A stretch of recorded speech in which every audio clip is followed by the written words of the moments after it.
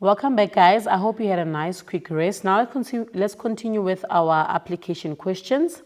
You are given a table there. It says that the table shows the results recorded for a coin that was tossed 20 times. So it means a coin, you take a coin, you toss it the first time, the second time, the third time, up until you reach the 20th time. And these are the results that were recorded for that particular coin. So it means our results must be how many? We must get 20 results in total. So let's count. We've got 1, 2, 3, 4, 5, 6, 7, 8, 9, 10, 11, 12, 13, 14, 15, 16, 17, 18, 19, 20. Because this coin was tossed 20 times. It means the results that we have or the outcomes that we have must be 20 as well. Then we are given a table there. The table gives us the outcome. We've got the theoretical probability, it's 50% chances of coins. Then we are given the tally, we are given the frequency. Frequency will be the number of times you got that particular result, or the number of times you landed on a head, or the number of times you landed on a tail. Then we've got relative frequency. So we've got the tails, heads, tails, and the total as well. Now, question A says determine the value of A. Determine the value of A. Where's A on our table? A is on the tally part. So the value of A now, we are getting the total of these tallies, right? So with this tally, it means we've got 1, 2, 3, 4, 5. This means it's a 5, and this is A4. So it means we've got 9 there.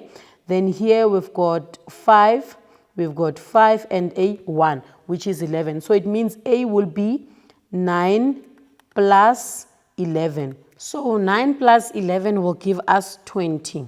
So that is the tally. Now everything is tallying up because we said that coin was tossed 20 times. So the tally should also give us 20. Then it means our answer here, it is 20. That is the value of A. Then we go to the next question. B says, determine the values of B and C. Determine the values of B and C. B, here's B, and here is our C. B is the what? It's on the frequency part. So when it's a frequency part, we are checking our frequency. We are saying we've got 50% chances. This is the theoretical probability. But because we did this, how many times did we land on a head? We landed on a head, it's 5 plus 4, which gives us 9. So the frequency of the heads, it was 9. So that is the frequency. So whenever we toss this coin, we had 9 heads in total. Then we go to C. So value of B is equals to 9. Then C we say equals to, C is also a frequency of what? Of the tails. So we check. With the tails, we said it's 5 plus 5 plus 1. So what is 5 plus 5 is 10 plus a 1. It gives us 11. So we had 11 tails in total. Sorry. Then C is equals to 11. So that is the value of A, B, and C. So frequency, as we did explain it, that is the number of times you have actually gotten that outcome. Then question C says, determine the value of D and E. So D and E, this is our relative frequency, D and C. Now with the relative frequency now, it means now we have to write it down. We have to determine probability now. When we determine probability, we say probability is equals to the favorable divided by all possible, right?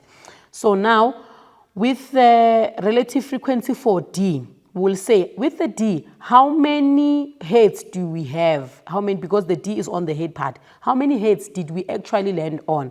We actually landed on 9 heads because we said it's 5 plus 4. We landed on 9 heads divided by how many possible outcomes were we exposed to. We had 20 possible outcomes actually because this coin was tossed 20 times, right?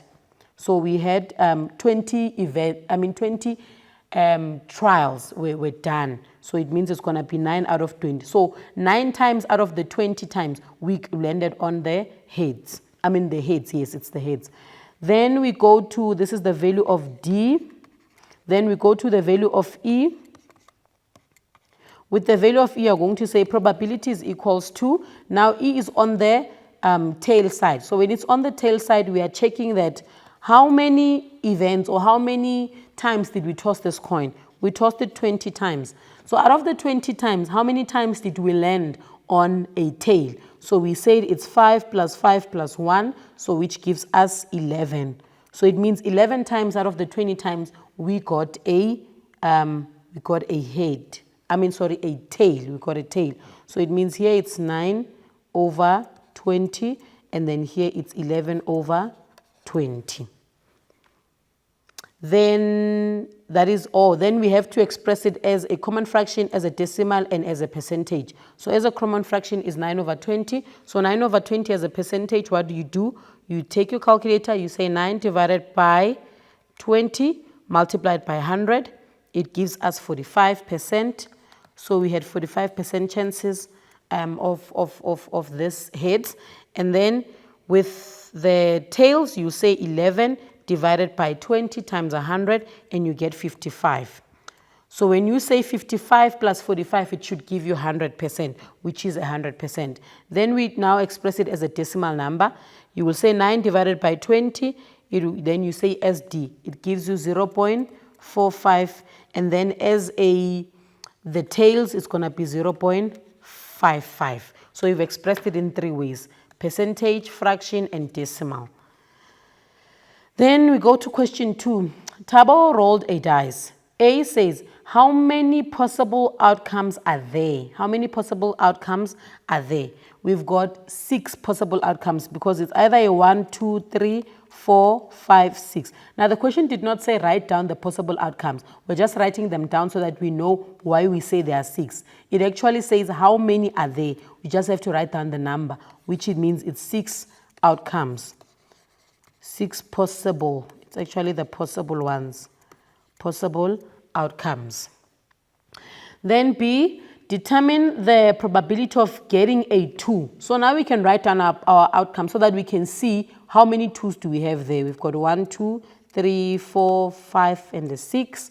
Then what is the probability of getting a 2? How many 2s do we have? Say probabilities, how many 2s do we have? We only have 1, 2. So it's 1 over how many possible outcomes? 1 over 6. So Roman figure 2 says, determine the probability of getting a 7. So we say probability is equals to, how many 7s do we have in this outcomes? We have no 7, so there's 0 chances that you might get a 7.